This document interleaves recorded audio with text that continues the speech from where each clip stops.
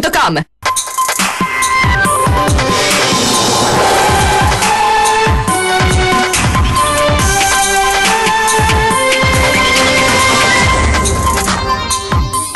Una conduttura dell'acquedotto tranciata dall'elica di una barca in zona Arsenale provoca un'ingente perdita d'acqua, problemi di approvvigionamento per tutto il giorno nel centro storico veneziano. All'indomani della brutale aggressione a una sordomuta nel sottopasso ferroviario, Marghera si interroga sul perché nessuno sia intervenuto in suo soccorso. Siamo paralizzati dal terrore, si giustificano i cittadini. Condannato per aver picchiato un poliziotto provoca lesioni ad un secondo agente durante la fotosegnalazione, ma il tribunale assolve un profugo ospitato a Chioggia, insorgono i sindacati di polizia. Umana interviene sulle accuse di conflitto di interessi mosse al sindaco Brugnaro per i progetti di sviluppo nell'area dei Pili. Il comune, sostengono dalla società, non è coinvolto in quegli interventi. Punte nell'orgoglio dal cambio di nome del Museo M9, diventato veneziano su internet, e le associazioni della terraferma lanciano l'appello Mestre torni al centro del progetto. La storica sfida tra Castellani e Nicolotti rivivrà quest'anno in una rievocazione durante il Carnevale. Ci sarà poco di finto, assicura Giovanni Giusto, che promette botte d'orbi in piazza San Marco. Adrenalina e picchia alla vigilia della sfida tra il vertice tra Umana, Reyer e Olimpia Milano. L'ex Bruno Cerella: Milano mi ha fatto crescere ma non farò sconti.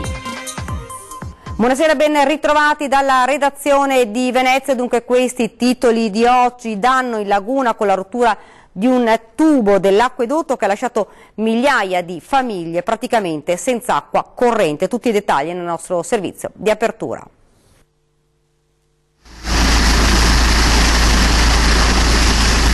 Un geyser artificiale in laguna spuntato improvvisamente. Questa è la scena apparsa agli occhi di turisti e residenti. Si tratta in realtà di una perdita d'acqua al di sotto della laguna dovuta ad uno squarcio a una conduttura dell'acquedotto di 40 anni fa, letteralmente tranciata dall'elica di una grossa imbarcazione. Il fatto ieri sera intorno alle 20. L'urto ha provocato uno squarcio di circa 50 centimetri e la fuoriuscita di circa 200 litri di acqua al secondo.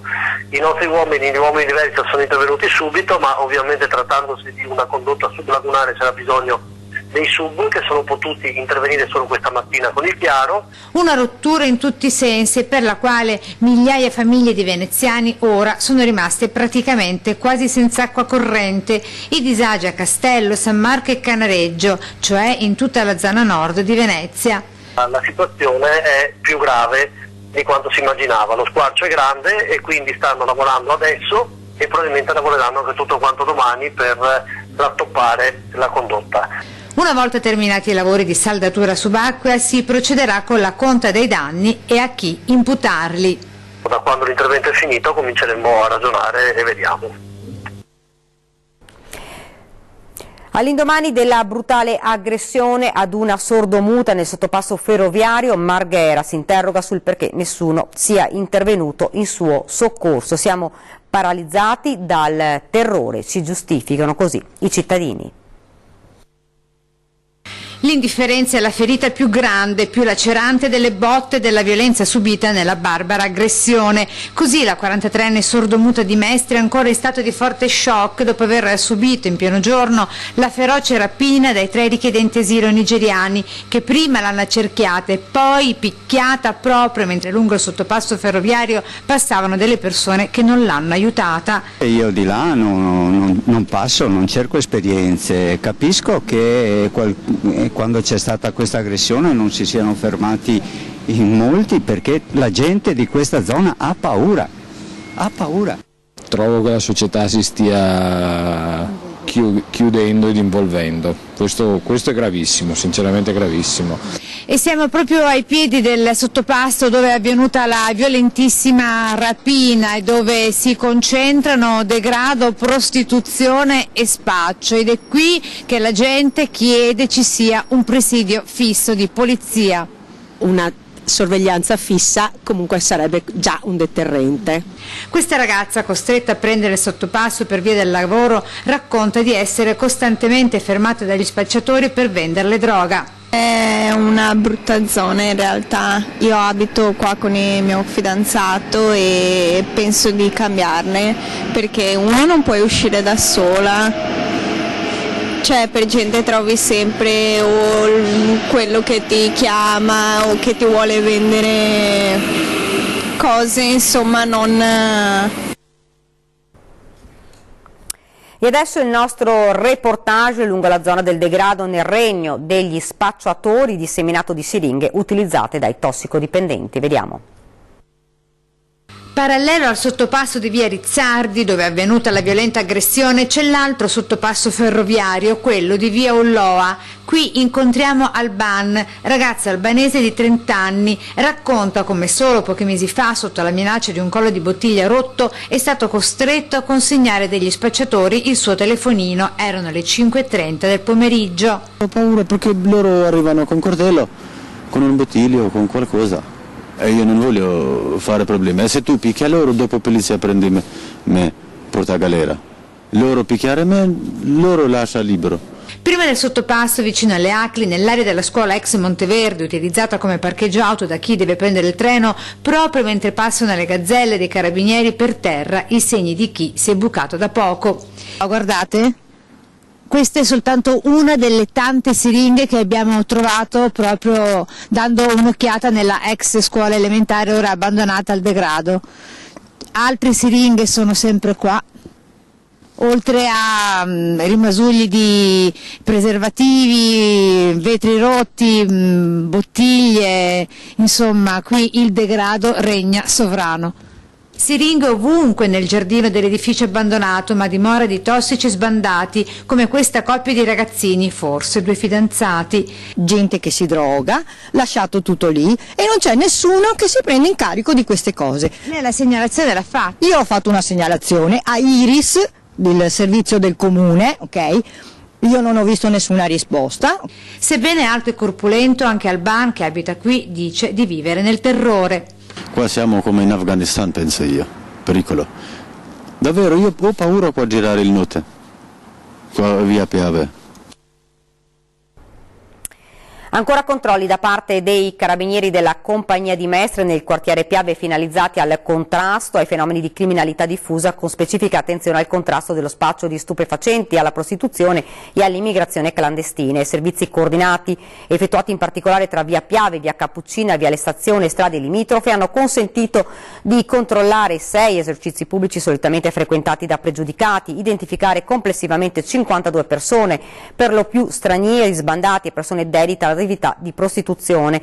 Non sono mancati risultati, infatti i militari dell'Arma hanno tratto in arresto un cittadino mestrino 47enne già noto alle forze dell'ordine, resisi responsabile del reato di detenzione ai fini di spaccio di sostanze stupefacenti. Altre 2 persone sono state denunciate e ritirate 2 patenti per guida in stato di ebbrezza.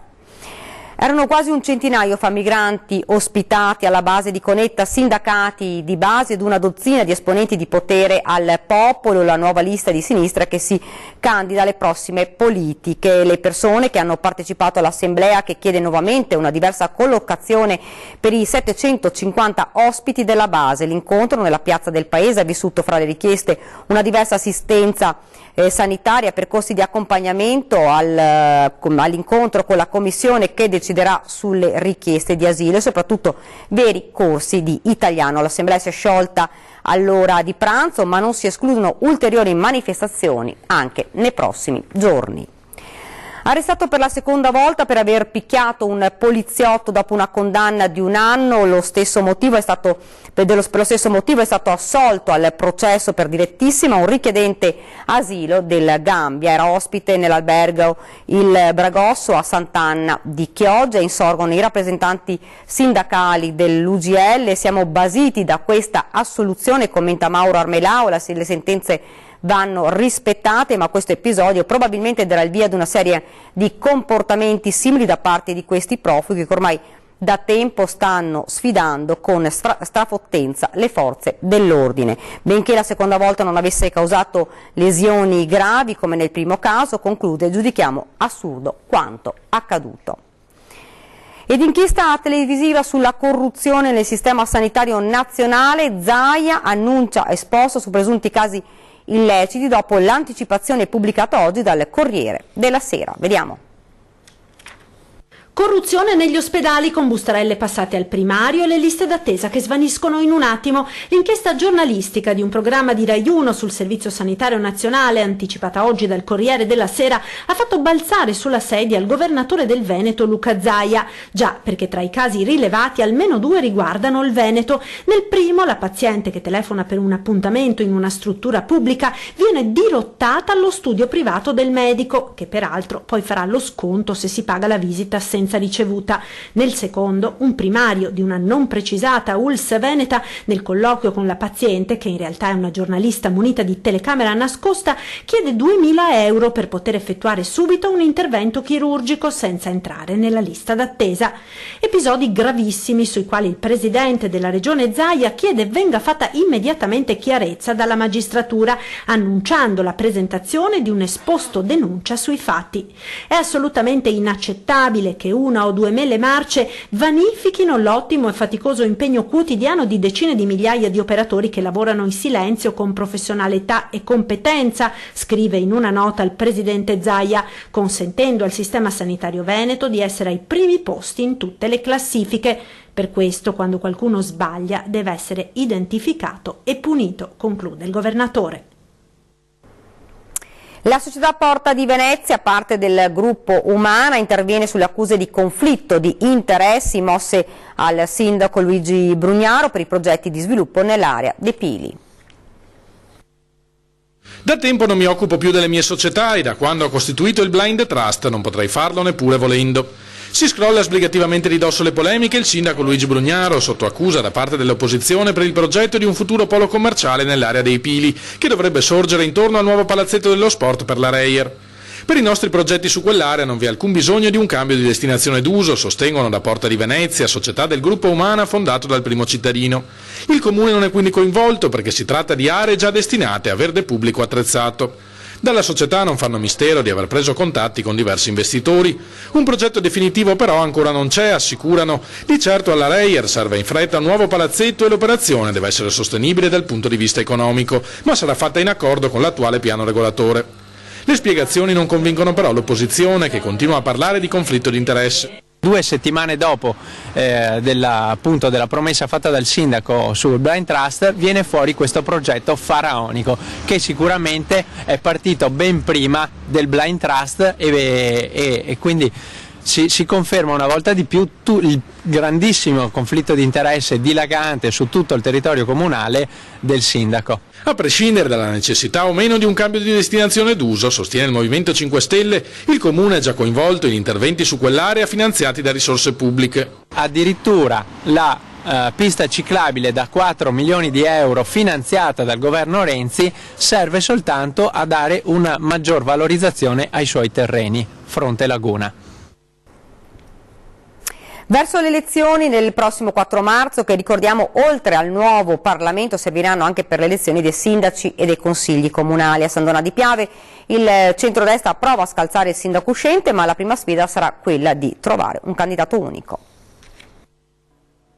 Fumata nera, forse grigia. Bisognerà attendere ancora una settimana a San Donà per sapere se l'attacco al sindaco uscente Andrea Cereser, centrosinistra in lizza per un secondo mandato alla guida del comune sul Piave, sarà sferrato da un centrodestra a ranghi compatti o suddiviso. Da un lato Forza Italia, che ha schierato Paolo Madeschi, medico chirurgo già consigliere di maggioranza nell'era Zaccariotto.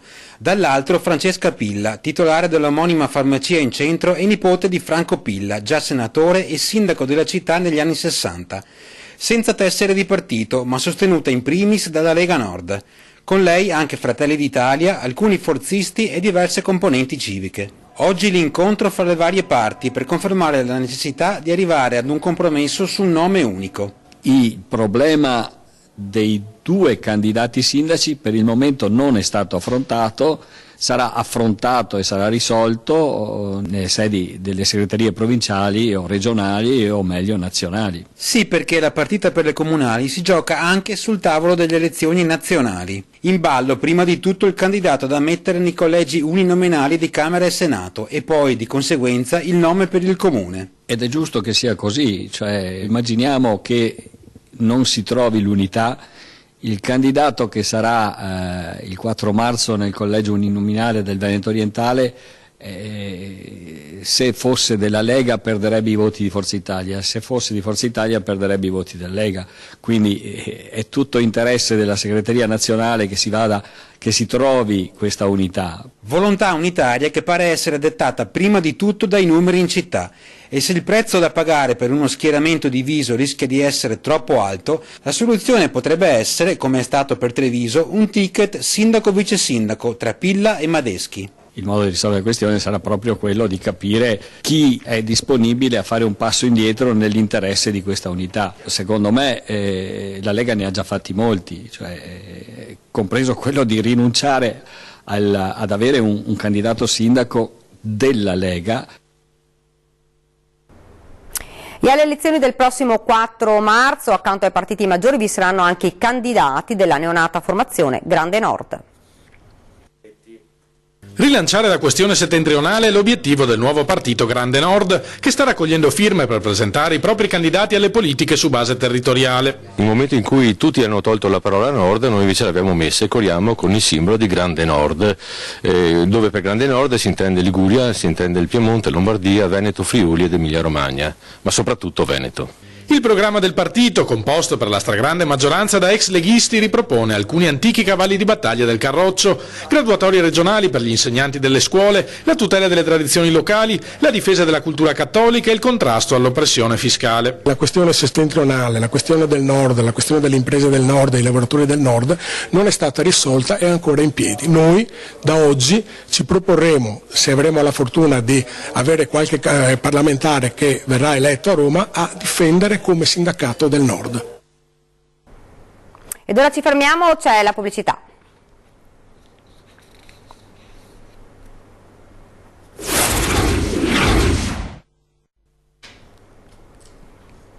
Siamo tornati nuovamente in studio con l'edizione veneziana dei nostri notiziari. L'eterna lotta di Mestre per liberarsi dalla sudditanza di Venezia si arricchisce di un nuovo capitolo. Brucia ancora tra le associazioni della terraferma la ferita del cambio di nome del Museo M9, che da mestrino è diventato veneziano sui social network.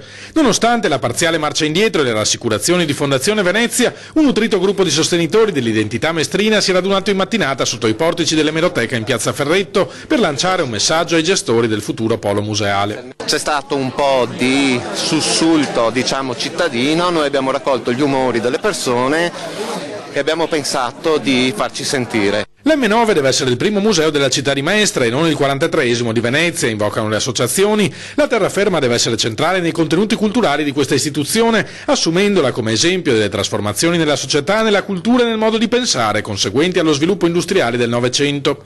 Un appello reso necessario, spiegano i suoi promotori, dall'opacità di intenti della Fondazione. Vorremmo capire quelle che sono le vere intenzioni dei vertici di Fondazione Venezia, perché non si è capito onestamente. Il timore è che ancora una volta si cerchi invece di sfruttare e di vendere il nome di Venezia. Per molti cittadini sarebbe l'ennesimo schiaffo alla dignità di Mestre. La parola umiliazione è una parola che può suonare male, può essere forte. Non lo so se si tratta di umiliazione, so che Mestre deve essere un punto di riferimento forte per questo museo e viceversa. I cittadini sentono questa esigenza. Un pezzo di storia di Venezia rivivrà per la prima volta durante il Carnevale 2018. Quest'anno a San Marco andiamo a promuovere invece un grande recupero, che è quello dell'arte della battaglia tra Nicolotti e Castellani. Venezia era divisa in due fazioni, Nicolotti e Castellani, che si distinguevano dalle barete, nere per i Nicolotti e rosse per i Castellani, e che si scontravano nel famosissimo Ponte dei Pugni. La storica di sfida rivivrà quest'anno in una rievocazione durante il Carnevale, per iniziativa del consigliere delegato alle tradizioni Giovanni Giusto. Il Teatro della Battaglia non sarà però il vero Ponte dei Pugni, tuttora percorso da milioni di inconsapevoli turisti, ma una sua ricostruzione nell'arena appositamente predisposta in piazza San Marco. Sarà una lotta quasi per nulla finta, quindi anticipo che ci saranno sicuramente eccezionalmente delle occasioni apprezzabilissime attraverso dei personaggi che professionalmente lo fanno 2021. Tra le altre prime assolute del Carnevale 2018, la regata competitiva delle donne sui gondolini, imbarcazione che la tradizione vuole esclusivamente maschile. Una mossa di rottura che ha fatto insorgere qualche storico campione del remo, indignato per il presunto sacrilegio. A Carnevale ogni scherzo vale, ribatte giusto, e dissacrare fa parte del gioco. Lo scopo resta quello di promuovere la voga. Abbiamo stimolato, l'interesse con la provocazione. Sono le donne che corrono su gondolini privati, non del Comune di Venezia, proprio per esaltare e dare più enfasi a questa che sarà sicuramente una grande attrazione. E adesso lo sport, basket con la Reie che domani sfida in casa la capolista, incontro tra emozioni e soddisfazioni dell'ex Cerella e di coach De Raffaele, il punto nel prossimo servizio. C'è molta soddisfazione sul fatto che questa partita sia così attesa e sia diventata negli ultimi anni quasi una partita di cartello, vuol dire che in questi anni abbiamo fatto dei passi in avanti. Così coach De Raffaele a poche ore dalla sfida dei campioni d'Italia contro la squadra più titolata dello stivale, l'Olimpia Milano. È un motivo di soddisfazione, è un motivo di ulteriore lavoro e stimolo a fare ancora di più e lo faremo con grande umiltà, sapendo che andiamo a sfidare la capolista di questo campionato insieme ad Avellino, una squadra che obiettivamente non ha bisogno di presentazioni, e per il blasone della squadra e per il roster infinito di giocatori di altissimo livello. Alla vigilia dell'incontro al vertice, più che emozionato anche l'ex dell'Olimpia Milano, adesso con maglia oro-granata, l'argentino Bruno Cerella. L'emozione di tornare a Milano, penso la città e la squadra con cui ho giocato di più e mi sono divertito e cresciuto sicuramente dentro e fuori dal campo, quindi è sempre emozionante, soprattutto per il rapporto speciale che ho avuto sempre sia con la società che con le persone di Milano. Ed ora siamo alla nostra rubrica Lo dico ad antenna, lo spazio dedicato a voi telespettatori. Segnalateci i disagi, noi interverremo, lo potete fare con un sms o lasciando un messaggio in WhatsApp a 351 1755 340 oppure mandandoci una mail a redazione@antena3.it oppure ancora facendo una telefonata o lasciando un messaggio alla segreteria allo 0422 02 30 898. E questa era la nostra ultima notizia, vi lascio come di consueto le nostre previsioni del tempo. Grazie davvero per averci seguito e buona serata.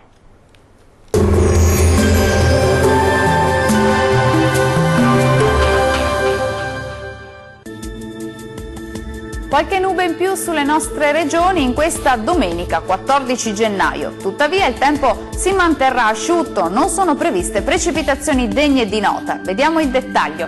Sul Veneto cielo irregolarmente nuvoloso e a tratti anche coperto, specie su Veronese e Vicentino. Foschie e nubi basse possibili al mattino sul Bellunese, per lo più soleggiato sui restanti settori. Le temperature massime saranno comprese tra 4 e 8 gradi, valori minimi oscillanti tra 1 e 4 gradi circa. Spostiamoci ora a vedere la situazione del Friuli Venezia Giulia. Più spazi soleggiati al mattino con cielo poco o parzialmente nuvoloso, col passare delle ore il cielo si copre un po' su tutti i settori, ma non sono previste precipitazioni degne di nota. Le temperature massime saranno comprese tra 6 e 8 gradi, valori minimi tra 1 e 3 gradi circa. Concludiamo infine con uno sguardo alla situazione del Trentino Alto Adige. Sarà ampiamente soleggiato al mattino sui settori settentrionali, cielo più grigio sul resto della regione, con foschie, nebbie e nubi basse e anche con locali precipitazioni, localmente anche a carattere nevoso. Le temperature massime si attesteranno sui 3 gradi, valori minimi tra -5 e 1 grado. Il mare sarà mosso, localmente poco mosso nel Golfo di Trieste, i venti moderati da nord-est. Dal meteo per ora è tutto, arrivederci.